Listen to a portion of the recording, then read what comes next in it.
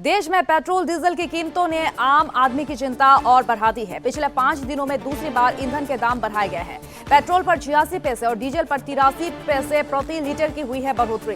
दिल्ली में पेट्रोल 98.64 रुपए और डीजल 91.58 रुपए प्रति लीटर पहुंच चुका है, जबकि सीएनजी भी 80 रुपए के पार चली गई है। पश्चिम एशिया तनाव, महंगे कच्चे तेल, कमजोर रुपए का असर अब सीधे लोगों की जेब पर दिखने लगा है। दिल्ली में बढ़ती महंगाई और ईंधन की कीमतों के खिलाफ अब कॉमर्शियल वाहन चालकों का गुस्सा खुलकर सामने आ रहा है। राजधानी के ऑटो, टैक्सी और अन्य व्यावसायिक वाहन चालकों के यूनियन ने 21 मई से 23 मई तक 3 दिन की हड़ताल पर जाने का ऐलान कर दिया है। यूनियन की मांग है कि लगातार बढ़ रही सीएनजी, पेट्रोल, डीजल की कीमतों को देखते हुए सरकार तुरंत टैक्सी और ऑटो किराए में बढ़ोतरी करे। उत्तर प्रदेश में सार्वजनिक नमाज पर सख्त सरकार, आवागमन बाधित न करने की चेतावनी दी गई है। मुख्यमंत्री योगी आदित्यनाथ ने इस बात पर जोर दिया है कि सड़कों को आवागमन के लिए बनाया गया है और किसी भी स्थिति में इन पर आवाजाही बाधित करने की अनुमति नहीं दी जाएगी। मुख्यमंत्री योगी ने कहा कि लोग अक्सर उनसे पूछते हैं कि क्या उत्तर प्रदेश में सड़कों पर नमाज नहीं होती, जिसका उनका सीधा जवाब होता है कतई नहीं होती है। मुख्यमंत्री ने स्पष्ट किया है कि नमाज पढ़नी आवश्यक है तो उसे शिफ्ट में पढ़ा जा सकता है या फिर निर्धारित स्थल पर अदा किया जा सकता है। अफगानिस्तान में गरीबी और भूख का संकट बहुत खतरनाक स्तर पर पहुंच चुका है। हालात इतने खराब हो गए हैं कि कई परिवार अपने बच्चों को बेचने के लिए मजबूर हो चुके हैं। संयुक्त राष्ट्र के मुताबिक देश में करीब 47 लाख लोग भूखमरी के बेहद करीब पहुंच चुके हैं और ये अफगानिस्तान की कुल आबादी का 10% से ज्यादा हिस्सा है। सोना अब बनेगा कमाई का जरिया। अब घर की तिजोरी में रखा हुआ सोना सिर्फ गहना नहीं होगा, कमाई का जरिया भी बन सकता है। देश में बुलियन बैंक शुरू करने का बड़ा प्लान सामने आया है, जिसके जरिए घरों और मंदिरों में पड़ा निष्क्रिय सोना अर्थव्यवस्था में इस्तेमाल होगा। ज्वेलर्स की विदेशों से सोना मंगाने के बजाय ही देश के भीतर जमा सोना उधार पर मिल सकेगा। इससे भारत का करोड़ों डॉलर का गोल्ड इंपोर्ट बिल घटेगा और विदेशी मुद्रा भंडार को भी राहत मिलेगी। और इधर आवारा कुत्तों के मामले में दायर विभिन्न याचिकाओं पर सुप्रीम कोर्ट आज उन्होंने फैसला सुनाया है। इस दौरान कोर्ट ने कहा कि आवारा कुत्तों को हटाने का आदेश नहीं बदलेगा। जस्टिस विक्रम नाथ, जस्टिस संदीप मेहता और जस्टिस एनवी अंजारिया की बेंच ने कहा कि आवारा कुत्तों पर पुराना आदेश 2025 से लागू रहेगा। इसके साथ ही कोर्ट ने एनिमल वेलफेयर बोर्ड के सारे आवेदन को खारिज कर दिया है। एनसीआरबी की ओर से जारी 2023 के आंकड़ों के आधार पर साल 2019 में दहेज हत्या से जुड़े मामलों की संख्या 7,141 थी, जबकि इसमें 2021 में गिरावट देखी गई है। 2020 में जहां 6,967 केस दर्ज किए गए थे, वहीं 2021 में घटकर 6,753 केस रह गए हैं। लेकिन सजा सुनाने की दर अभी बहुत स्लो है और हजारों केस इंसाफ की राह देख रहे हैं। देश भर में मौसम का मिजाज तेजी से बदल रहा है। दक्षिण पश्चिम मानसून लगातार आगे बढ़ रहा है और अलग अलग राज्य में भारी बारिश का अलर्ट जारी किया गया है। वहीं दूसरी ओर उत्तर और मध्य भारत में भीषण गर्मी और लू की चपेट में है। मौसम विभाग ने दिल्ली, राजस्थान, उत्तर प्रदेश, मध्य प्रदेश और उत्तराखंड समेत ही कुछ राज्य में हीट वेव की चेतावनी जारी की है। सनराइजर्स हैदराबाद ने जयपुर में धमाकेदार जीत दर्ज करते हुए चेन्नई सुपर किंग्स को 5 विकेट से हराकर आईपीएल 2024 के प्लेऑफ में एंट्री कर ली है। ईशान किशन ने 70 रन की मैच जिताऊ पारी खेली है, जबकि हेनरी क्लासन ने शानदार फिनिश किया है। कप्तान पैट कमिंस की घातक गेंदबाजी ने मैच का रुख बदल दिया है। एसआरएच की जीत के साथ ही गुजरात टाइटंस को भी प्लेऑफ का टिकट मिल गया है। सीएसके वर्सेस एसआरएच मैच में मैदान पर हुआ है हाई वोल्टेज ड्रामा। क्लासन और संजू सैमसन के बीच हुई है तीखी नोकझोंक। एम्पायर्स को करना पड़ा था बीच बचाव। वही हेनरी क्लासन स्टंप आउट होने के बाद भी काफी गुस्से में नजर आए, सीधे संजू सैमसन से भिड़ गए। वही दोनों खिलाड़ियों के बीच बहस इतनी बढ़ गई कि एम्पायर्स को तुरंत ही हस्तक्षेप करना पड़ा, जबकि शिवम दुबे ने भी क्लासन को शांत करके पैवेलियन भेजा और अब इस पूरी घटना का वीडियो सोशल मीडिया पर वायरल हो रहा है।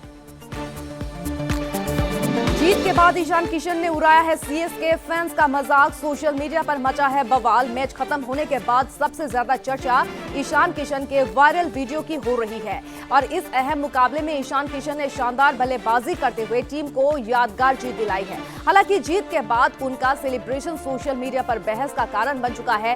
टीम के लिए ईशान किशन ने बेहद जिम्मेदारी के साथ ही बल्लेबाजी की। उन्होंने 47 गेंदों में 70 रन बनाए, जिसमें 7 चौके 2 छक्के शामिल रहे।